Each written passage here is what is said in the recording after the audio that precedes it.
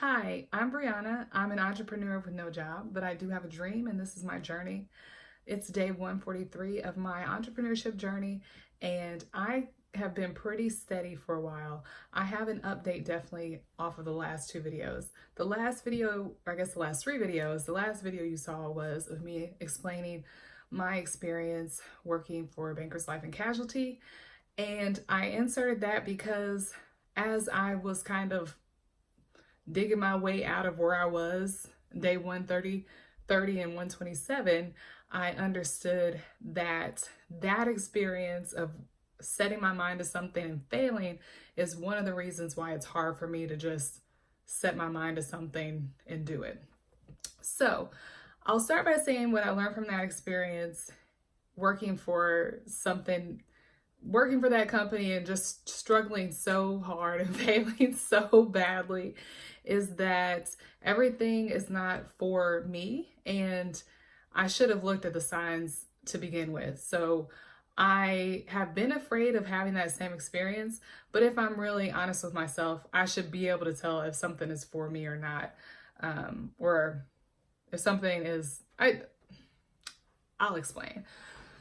So in the last video, I said that I thought making the documentary felt right, and I just wanted to go with it, and I wanted to pursue the things that I enjoy in order to find my path, because I think that if my greatness comes from doing what I love, then doing the things I enjoy should lead me to my path. So I was kind of just wanting more information about that. I prayed about it, and then I had a conversation with a friend. We talk once a year. He's a friend from college, and we've talked once a year for the last 4 years, right before my anniversary. Strangely, when I was getting married, my husband and I had to make a decision, like, are we going to get married now or try to do it later? So we're engaged, but with the military, it was like he might get orders overseas, so we need to get married before that. And I talked to him that weekend. I talked to my friend that weekend. Anyway, so I was just kind of like catching up on his life, catching up on my life. He's done really well. I've always been interested in him because he's always had a really great mindset. When we were in college, he's a year older than me or two, and he had like the craziest self-esteem. He was a basketball player, so he's really tall, definitely a ladies' man. And I was just fascinated by that because he was an attractive person, but he wasn't like super hot in my opinion. There was one time he asked me, how would you rate me? And I was like uncomfortable. I felt uncomfortable answering that question. And he was like, no, you haven't hurt my feelings. I said, a 6. He said, I'm a 7 when I'm asleep. I'm an 8 when I'm awake. So this person has crazy self-confidence. So I wanted to know how that self-confidence in general has influenced his life over these last 8 years. Like I've seen his real estate business grow, and I'm assuming that the fact that he has a general belief in himself is contributing to his certainty when he makes decisions. So we talked about that, and then I was telling him about the video project, and I said, but I need to make money, and this is not going to lead to money. He told me a story of his sister-in-law who did some things that she loved, and they led to opportunities. And then he also said that if you trust God, then you won't take jobs just to pay bills, because you know God is going to pay your bills. If you know that God gives you gifts and intuition, if there's something that feels good to you, then that's what you should do, and then God will take care of the other details. And I was like, wow, that's a really great answer. And I was looking for some way to know what is the right thing to be doing right now.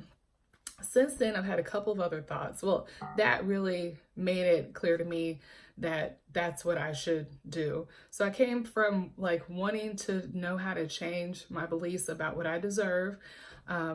I do feel like I deserve success. I feel like I'm destined for it. So I was working on like, how do I get my mind there? I started reading Think and Grow Rich. I actually am listening to the audio on YouTube because there was like 10 audiobooks on Audible, and I didn't know which one's which, so I didn't want to buy one and be the wrong one. That book is a lot to listen to, and I've gotten a little ways into it, but one thing that stuck out to me was there was a part that was talking about, are you success minded or failure minded? And if you're failure minded, you're thinking about the ways you're going to fail, you're expecting to fail. If you're success minded, you're thinking about success and you're likely to succeed. And I realized then and there, I am failure minded. And when I can't move forward, it's because I'm trying to look at the ways, or I'm trying to wait for the ways that I'm going to fail to appear to me.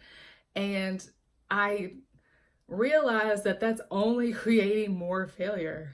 And that's why that's why those last 2 videos, journal entries, exist, because I'm like really trying to feel it out to know if I'm going to fail or not, because I want to know, because I don't want to have that experience.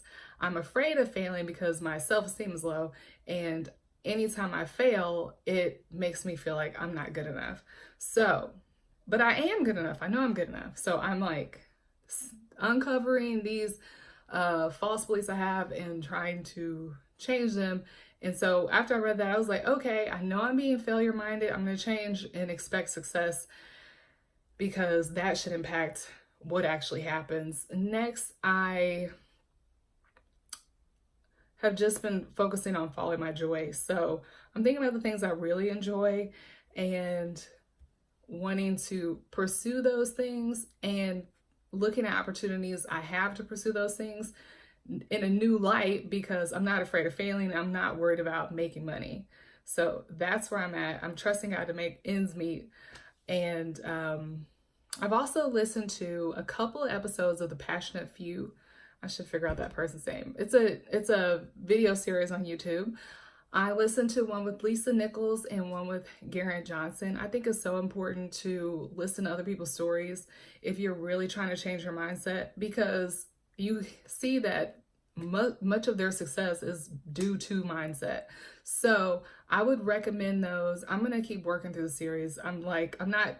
They're pretty long, like an hour 45. So I'm listening to Garrett Johnson right now, but I'm just really learning that I have to I understand what set your mind to something, or you can do it if you set your mind to it, means, because I thought I was setting my mind to something, but I was expecting to fail. So can you really commit yourself to something if you expect it to fail?